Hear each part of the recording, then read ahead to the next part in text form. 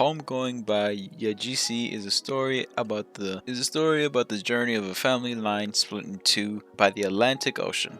The author Yajisi was born in Mampong, Ghana, 1989. Her parents are Sophia Gisi and Kwaku Gisi. Ya published her debut book Homegoing in 2016 and won the National Books Critics Circle's John Leonard Award for Best First Book.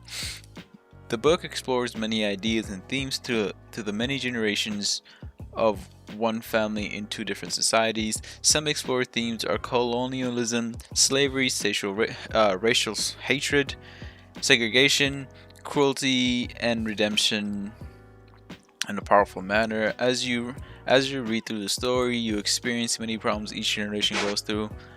For example, Afia is alienated by her mother and is deceived into marrying a white man, and later finds out her mother Baba was actually her stepmother who was trying to get Afia out of her life. There is a connection between the title Homegoing and the characters, as we follow each person struggling to find a safe place in their life. And there are many different examples of characters finding their home or the place they feel safe. For example, James, who left his family to build a life with Akosua, because he knew his parents wouldn't let him marry Akua and live in their village. Another place where we can find this is Akua never having an actual home, so she leaves with Asomo from the church, so she can have a place that she belonged at. Seeing characters finding places where they belong, or leaving to make their own place, gives you this reason of why the author named the book Homegoing and instead of anything else. And because of that, I enjoyed the book a little bit more than I would have if it was named something else. There is a problem where throughout the chapter the tension is built up with foreshadowing and other things, and right when we reach the cataclysm, it leaves the reader with a cliffhanger. But when the reader is reading the next chapter, we are reintroduced to a new character, and all the built-up tension is now gone, and a new one builds up, and at the end we are again left with a cliffhanger. This happens with Afia and her mother, and Quay with his father finding out he's gay or bisexual. There's also this problem where you read the chapter and you feel like it's a really important story, but then at the end of the chapter, when you get to the next chapter, you realize that character was just there to introduce this character, and this character was just here to introduce the next character, and it just keeps on going like that, and you feel like whatever story that you read is useless, and there's no actual reason to remember it until you get to the last chapter.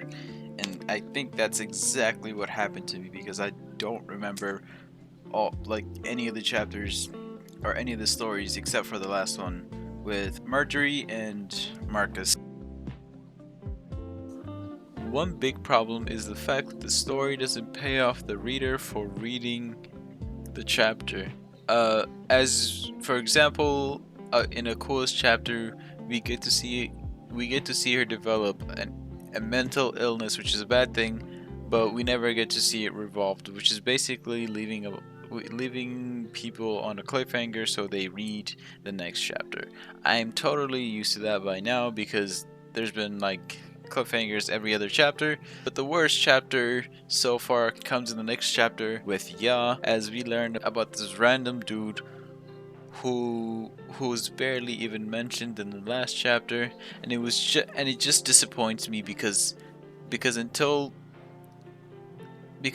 he meets his mother and reconnects with her, I did not care for this person. As far as I know, he was just a random person meant to introduce vaguely introduce the next person or chapter. One way the story could have improved the sad Ya chapter, which pulls at your heartstrings, is by introducing the character in the story before as a side character per se, and then the next time we see them, we learn about what they've been up to, blah blah blah. Alright, so to finally sum up this story, or like the big problem I have with the story is by like Akua works through her problems and yeah, just by being there helps her, but before he could start making memories, he is sent off to a different place and she wants to see him because he's one of the things that helped her out while she was in a bad place. But she can't see him because he doesn't want to come back and see her. I feel like this could have improved the story a lot more, and this would have like giving us like an introduction that we needed into Yob, how he is right now because of what happened while he was little. And it would have given us like an emotional connection to this person because of what he's been through before, and we know that he's been through that because he was actually talked about instead of just referred to as son.